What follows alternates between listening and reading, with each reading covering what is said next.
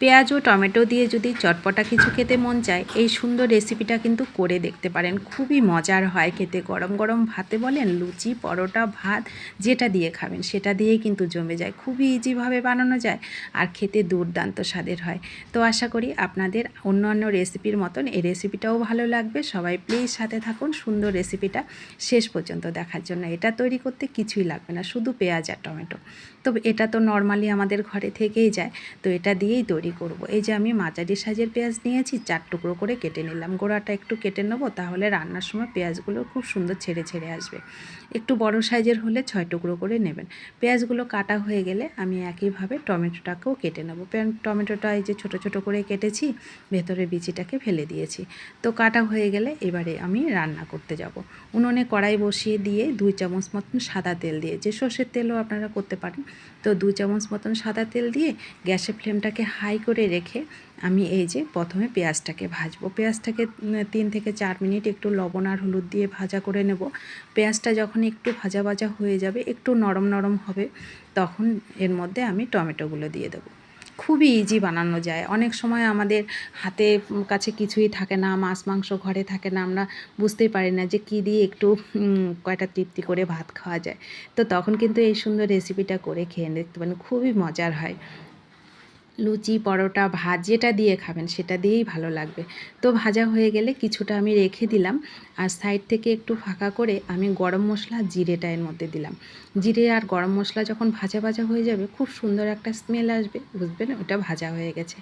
তারপরে আমি আদা আর রসুন কোয়া দেবো। রসুনও বেশি দেওয়ার দরকার নেই, 1 টুকরো আদা আর কয়েক কোয়া রসুন দিলেই হবে।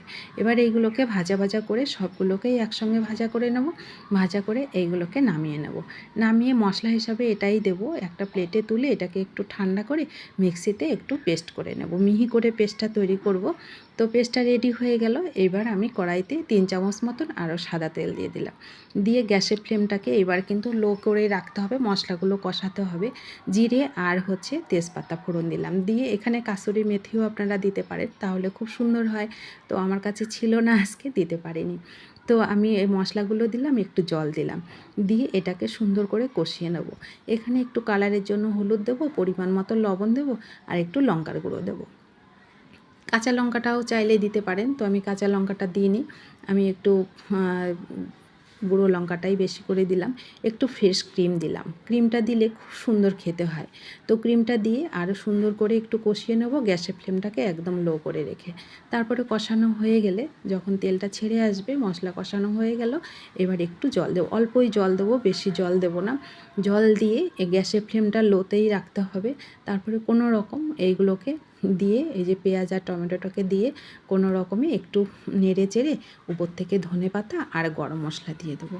দিয়ে গ্যাসের ফ্লেমটাকে লোতে রেখে 2 মিনিট মতন ঢেকে রাখলেই রেডি, একদম চটপটা রেসিপি। অপূর্ব স্বাদের হয়। আপনারাও বাড়িতে তৈরি করে খেয়ে দেখবেন কতটা মজার, একদম ইজিভাবে বানানো যায়।